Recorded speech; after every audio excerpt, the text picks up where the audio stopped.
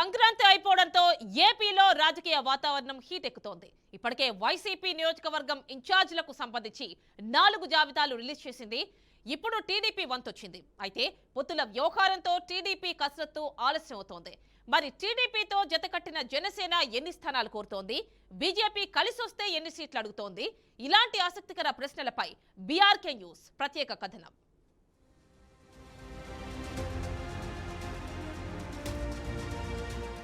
Sankranti పండుగతో busy అయిన నేతలు ఇప్పుడు రాజకీయాల వైపు ఫోకస్ చేశారు. ముఖ్యంగా టీడీపీ విషయానికొస్తే 4-5 సార్లు భేటీ అయ్యారు చంద్రబాబు, పవన్ కళ్యాణ్. ఇరువురు నేతలు పలుమార్లు చర్చించారు. అలాగే సర్వేలు, ఐవీఆర్ల ద్వారా ప్రజల అభిప్రాయాన్ని సేకరించారు. తర్వాత నేతలిద్దరూ భోగిరోజు సమావేశమై లిస్టును ఫైనల్ చేసేసినట్టు తెలుస్తుంది. సంక్రాంతి తర్వాత మంచి రోజులు ఉండడంతో ఈ నెల 19 లేదా 20వ తేదీన ఫస్ట్ లిస్ట్ విడుదల చేసేందుకు సిద్ధమయ్యారు. సన్నిహిత వర్గాల నుంచి అందుతున్న సమాచారం మేరకు 72 పేర్లతో మొదటి జాబితా రిలీజ్ కానుంది. అందులో టీడీపీకి 60 సీట్లు, జనసేనకు 12 సీట్లు ఉండనున్నట్లు తెలుస్తుంది. అయితే ఇప్పటిదాకా బీజేపీ అధికారికంగా పొత్తు గురించి ప్రకటన చేయనప్పటికీ ఆ పార్టీకి కొన్ని నియోజకవర్గాలను కేటాయించినట్టు సమాచారం.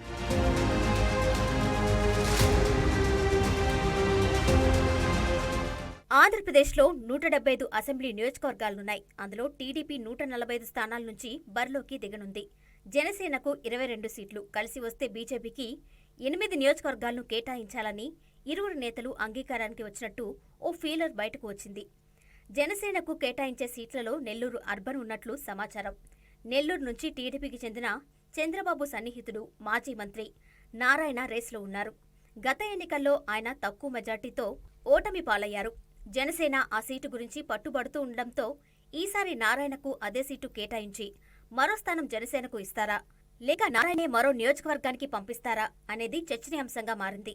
ఇక రాజమండ్రి అర్బన్ విషయానికొస్తే ఎర్రన్నాయుడు కూతురు, ప్రస్తుత ఎమ్మెల్యే ఆదిరెడ్డి భవానీకి కాకుండా ఆ సీట్ను బీజేపీకి కేటాయిస్తారా అన్న చర్చ జరుగుతుంది. పైగా గెలిచిన ఎమ్మెల్యే సీట్ను మరో పార్టీకి టీడీపీ కేటాయిస్తుందా అనేది చూడాలి.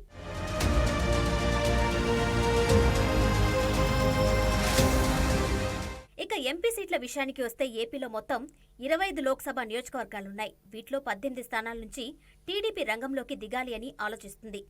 బీజేపీకి 5, జనసేనకు 2 సీట్లపై ఓ క్లారిటీ వచ్చినట్టు తెలుస్తుంది. జనసేన పోటీ చేయబోయే నియోజకవర్గాల్లో కాకినాడ నుంచి నాగబాబు, మచిలీపట్నం నుంచి బాలశౌరికి ఇవ్వాలి అన్నది ప్రధాన ఆలోచన. బీజేపీకి ఇవ్వనున్న సీట్లలో రాజమండ్రి, రాజంపేట, ఒంగోలు, అరకు, ఏలూరు ఉన్నాయి. మిగతా సీట్లలో టీడీపీ బలమైన అభ్యర్థుల్ని దింపేందుకు ప్లాన్ చేస్తుంది. నర్సాపూర్ నుంచి రఘురామకృష్ణరాజును ఉమ్మడి అభ్యర్థిగా ప్రకటించే అవకాశం ఉంది.